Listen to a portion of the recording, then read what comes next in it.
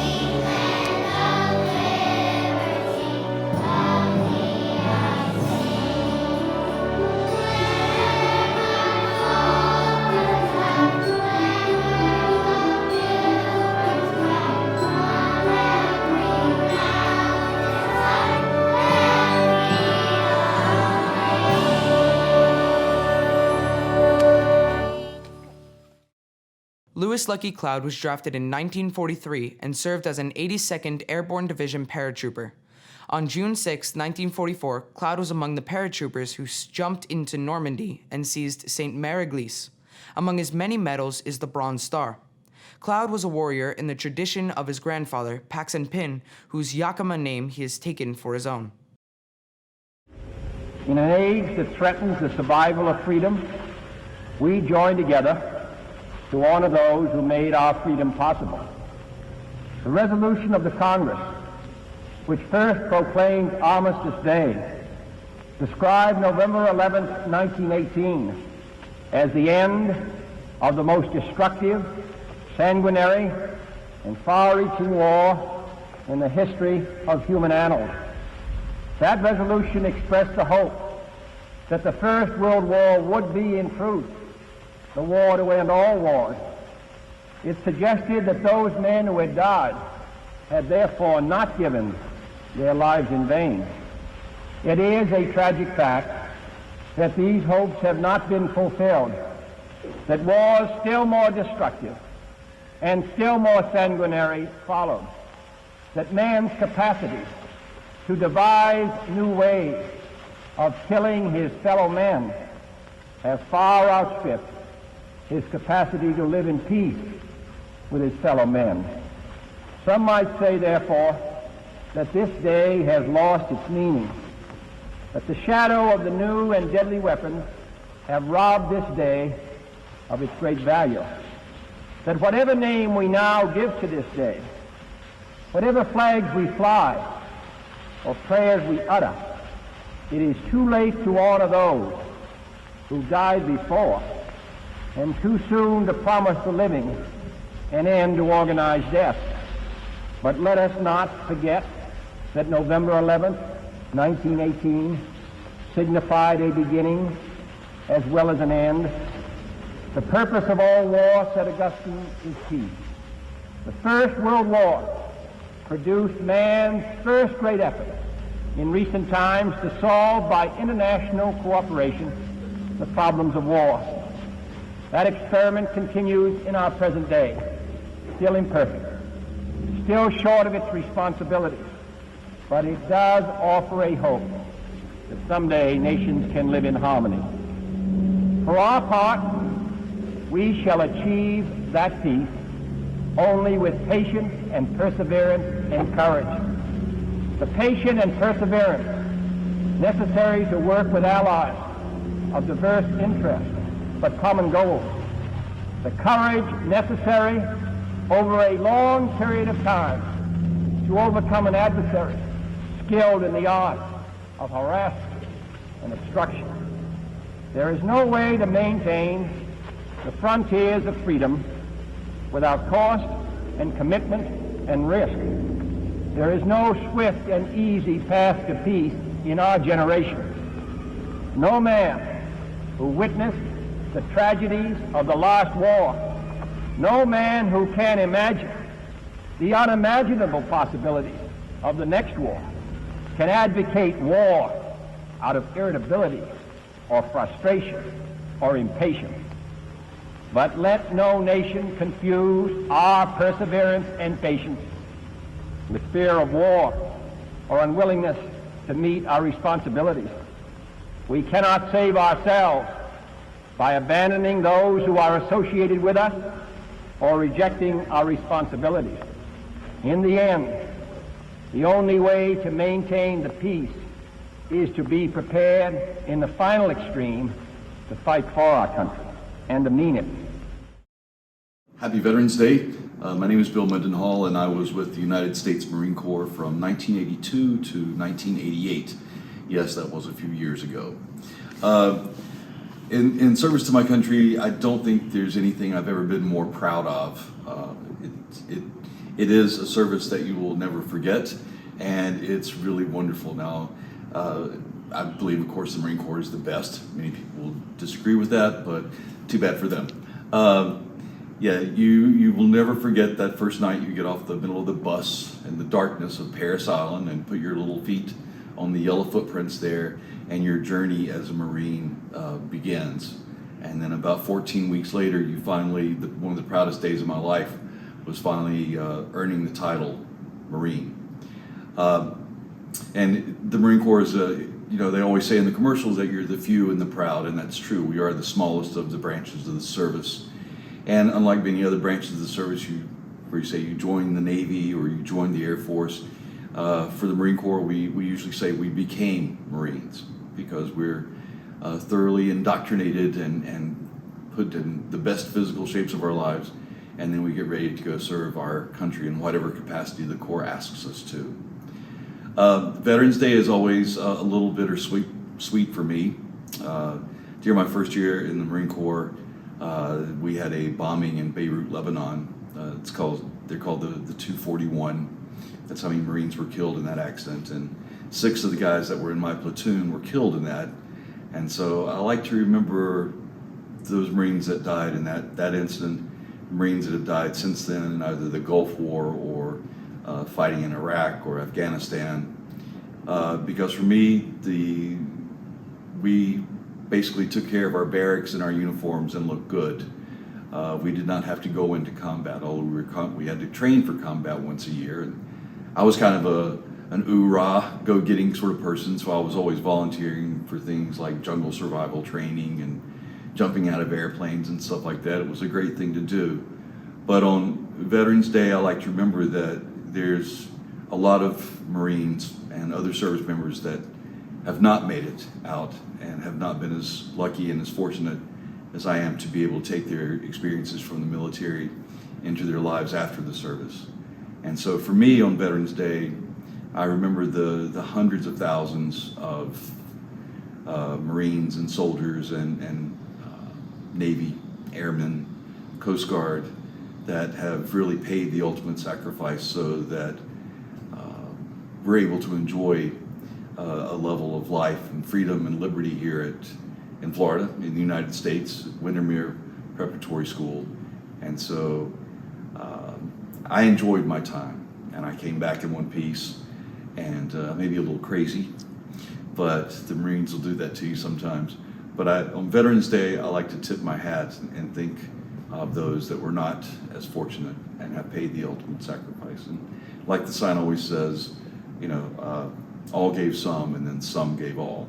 And it's the some that gave all that I like to remember on this day. So thank you very much, and hoorah and Semper Fi.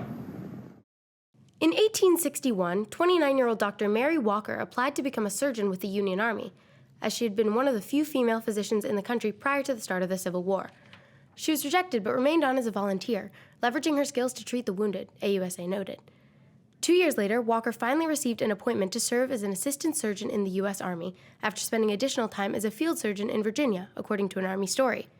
In the latter years of the war, Walker was captured by Confederate forces, held in squalid conditions as a prisoner of war, yet another in a long line of abuses due to her status as a woman. She lobbied for women's causes and for her service during the war. She was awarded the Medal of Honor in 1865. The award was later rescinded in 1917 due to her status as a civilian, but President Carter restored the award in 1977, the Army noted. Dr. Mary Walker remains the only woman to have received the Medal of Honor in U.S. history.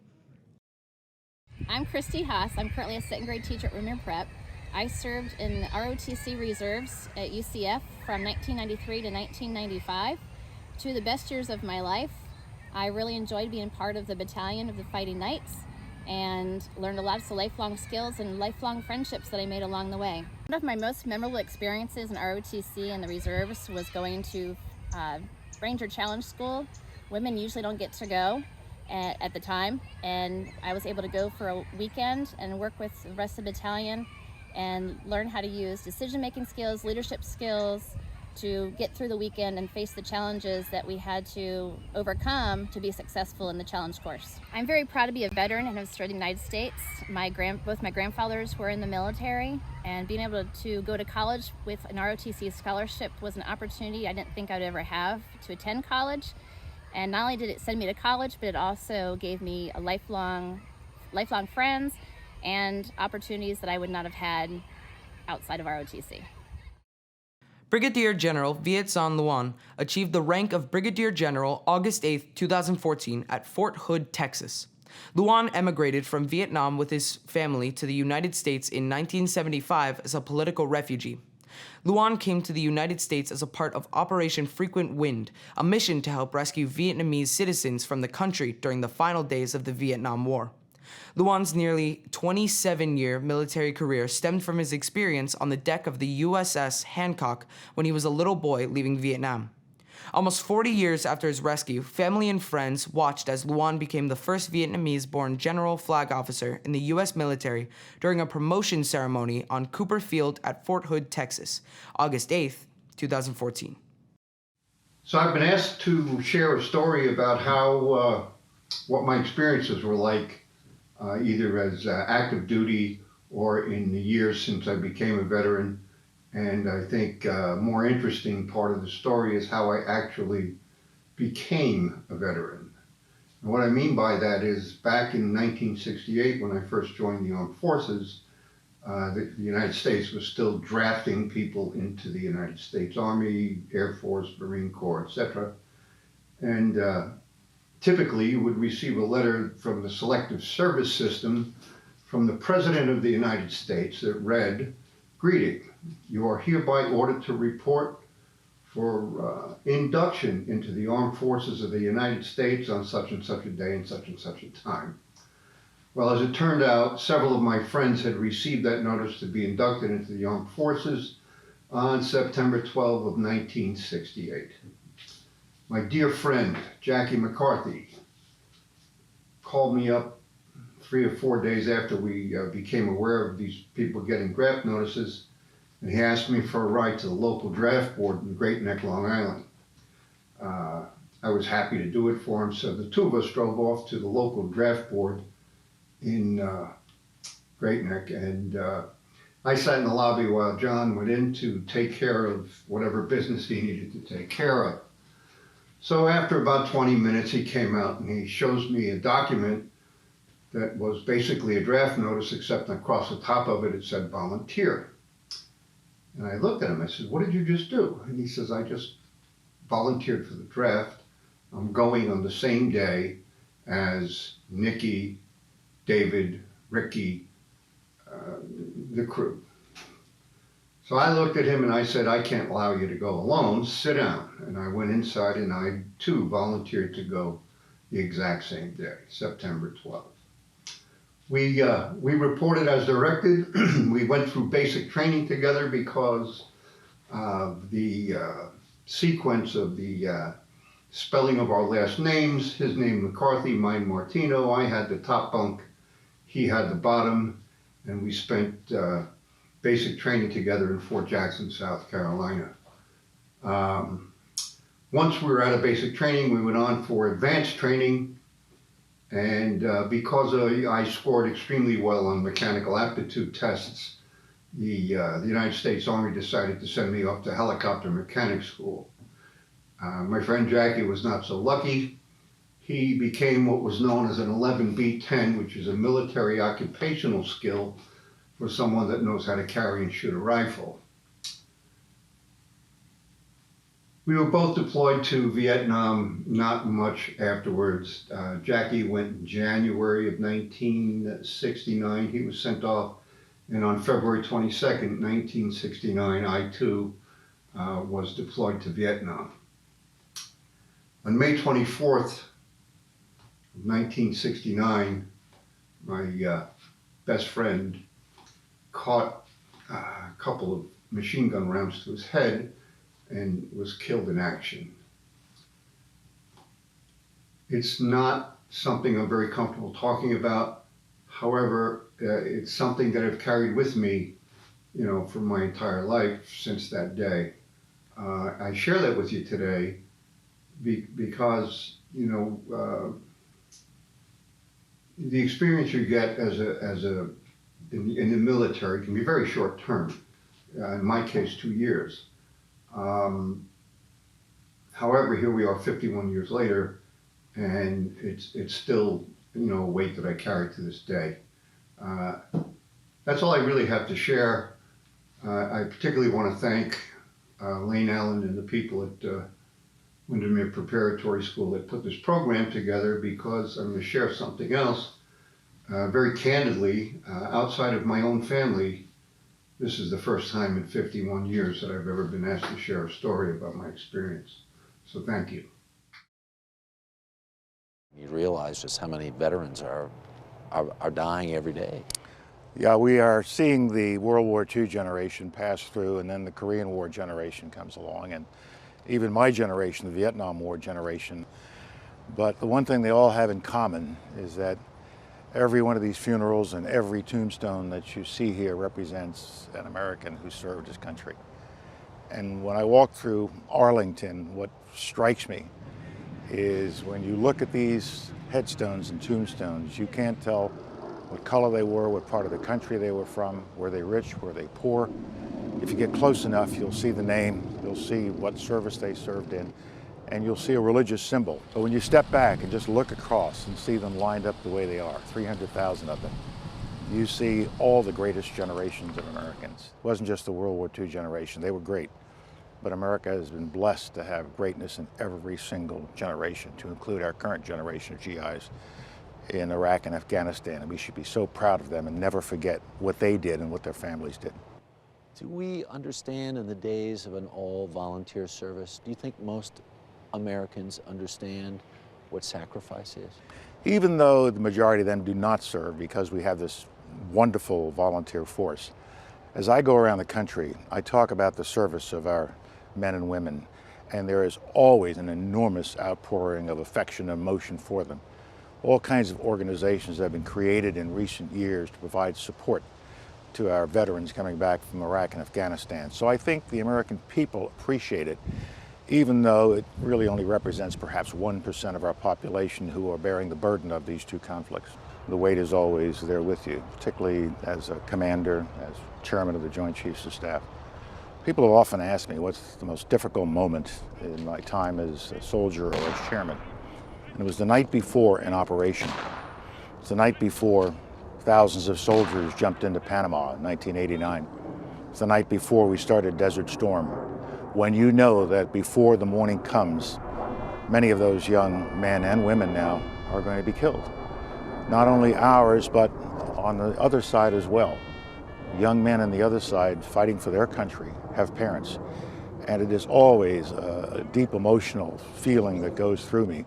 Which ones are not going to make it? I don't know. Have I done everything I could, that we could, to make them ready for the battle, for them to be successful?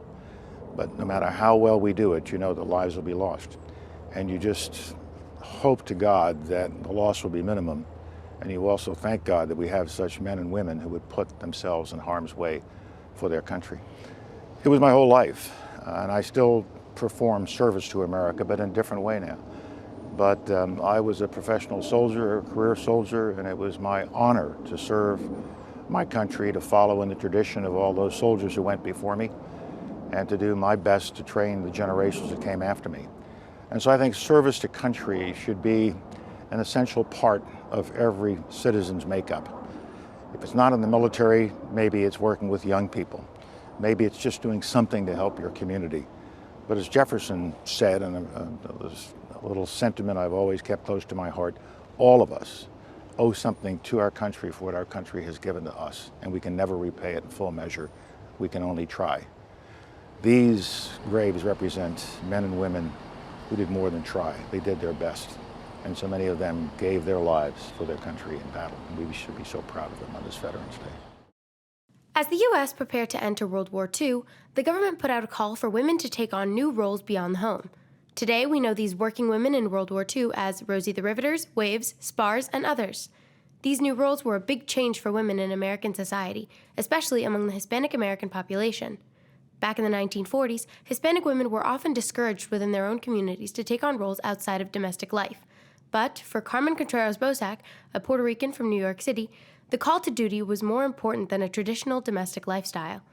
Inspired by the War Department and her own sense of patriotism, Contreras-Bosac decided to enlist in the Women's Army Auxiliary Corps. She was the first Hispanic American to serve in what would later be known as the Women's Army Corps. During World War II, the Army specifically recruited bilingual Hispanic women to work in cryptology. Contreras-Bozak volunteered to go to North Africa with one of these companies, despite the extreme risk.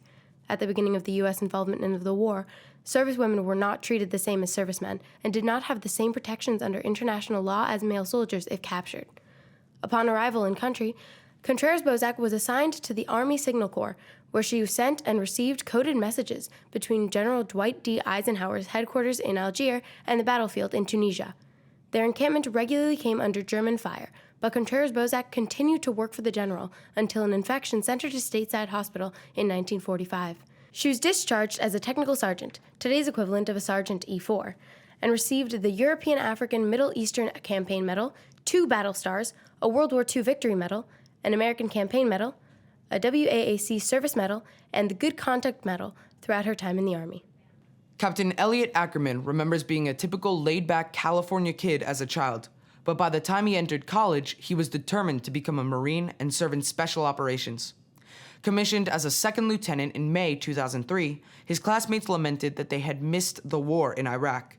But by the time they finished training, a virulent insurgency had developed there, and Ackerman found himself leading an infantry platoon in combat 6 weeks after graduation. Beginning in 2003, Ackerman served 8 years in the U.S. Marine Corps, working as both an infantry and special operations officer. He served multiple tours of duty in the Middle East and Southwest Asia. As a Marine Corps Special Operations Team Leader, he was the primary combat advisor to a 700-man Afghan commando battalion responsible for capture operations against senior Taliban leadership. He also led a 75-man platoon that aided in relief operations in post-Katrina New Orleans. He was briefly attached to the ground beach of the Central Intelligence Agency's Special Activities Division. He later served as one of the early members of Marine Special Operations Command as a team leader and deployed to Afghanistan in this role in 2008. After leaving the Marine Corps, he also served in the Central Intelligence Agency before becoming a successful author, and he has published several novels related to the experience of war. The first Asian American woman soldier elected to Congress in Illinois, Representative Tammy Duckworth, is also one of the first 2 female combat veterans, the first disabled woman to be elected to the U.S. House of Representatives in 2012, and the first member of Congress born in Thailand. In 2004, then Major Duckworth was deployed to Iraq as a Black Hawk helicopter pilot for the Illinois Army National Guard. She was one of the first Army women to fly combat missions during Operation Iraqi Freedom until her helicopter was hit by a rocket-propelled grenade November 12, 2004.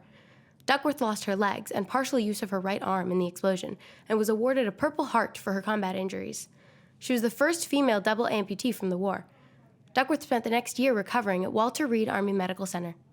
As one of the highest-ranking patients, she quickly became an advocate for her fellow soldiers and testified before Congress about caring for our veterans and wounded warriors.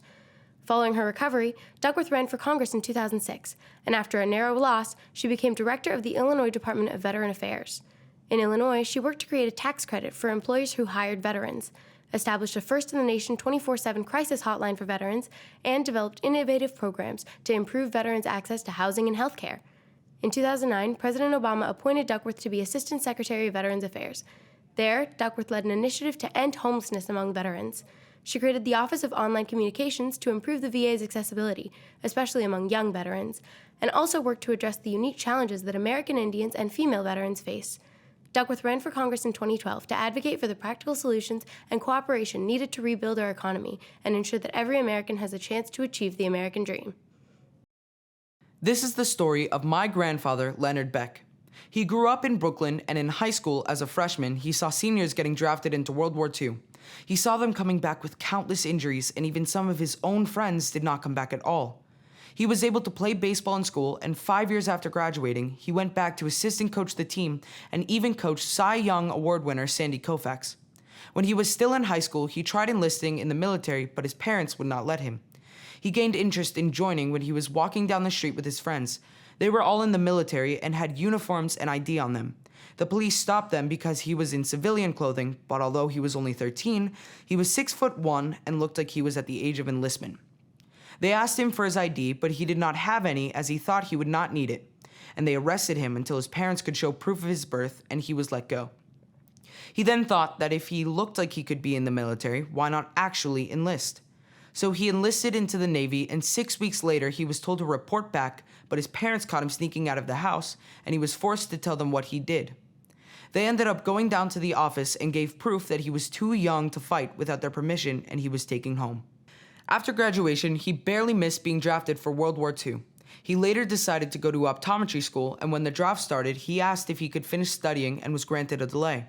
He gained his license, and in November of 1951, he was drafted as a Marine. On his first day, he was given the assignment of cleaning and setting up the officers' club for the next day. Now, his family worked in the luncheonette business, and he himself was a waiter. So he ended up completing a 2-hour job in only 40 minutes. He started lounging around, and the lieutenant barged in and told him to get to work. When he was informed it had been completed, he told him that every morning after wake-up, instead of going to the lineup, he must instead report right to the officers' club. Because of this and his older age, he became great friends with a lot of officers and even some high-up sergeants. This was very beneficial down the line. Now, his camp was sent off to fight in Korea, but he was one of the 100 that stayed back and were not sent off. This was because he was not there for lineup for 11 straight months, and so the commander thought he left, and the lieutenant did not put his name down. So he was told to stay back, and since he had a degree, he taught new recruits and got them a high school diploma. This was because in order to have good jobs after service, they needed a diploma, and so he worked on granting that for them. Eventually, because of his connections, he was moved and stationed in New Jersey, where he spent the rest of his service. Even now, though, he still remembers what he was taught in basic training. You are a 0. Everyone else is a 1. You are lower than dirt and must protect everyone around you. Through this, he remembers learning not to fear death, but also to question how anyone could harm anyone else if they believed that they were truly a 0 and everyone else was a 1.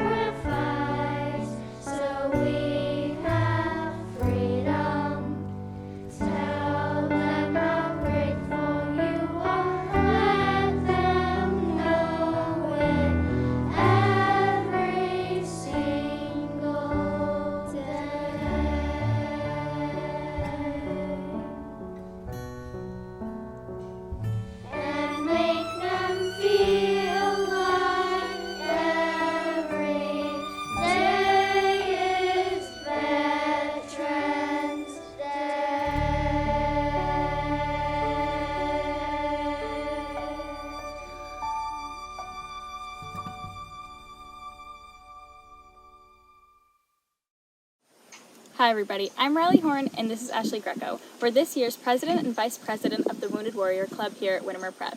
Wounded Warrior is a club where we give back to the community by helping retired and injured veterans. This year for Veterans Day, we've decided to do a whole school letter donation drive. Our goal is to collect as many heartfelt letters as we can to send to our active, reserve, and veteran military. These letters should be either thanking or supporting our troops with handwritten messages and/or drawings. Students of all ages should take action by making these letters in their free time and turning them into their teachers throughout the week. These letters will be due next Friday, which is November 19th, and your teacher will hang on to these letters, which we will collect them on Friday. You can work on these letters as a class, in groups, or even individually. Here's an example of a letter you can write. Thank you for helping us make an impact and writing as many letters as you can. Thank you for watching our 2021 Veterans Day celebration. While we couldn't all be together in the Cypress Center or the gym, we have taken this opportunity to remember those that have served our country. Both of my grandfathers and my brother are veterans. When I think about their example, I'm continually reminded that the freedoms that we enjoy today are due to the tremendous sacrifices of all of the veterans throughout history. Laker community, veterans, thank you for all that you have done serving our country. I hope you have felt honored and blessed by today's performance. Let's hope that we don't have more wars, and let's hope a day may come when people will remember this, but there will be no new generations that have been put into their graves as a result of war. Let's pray for that.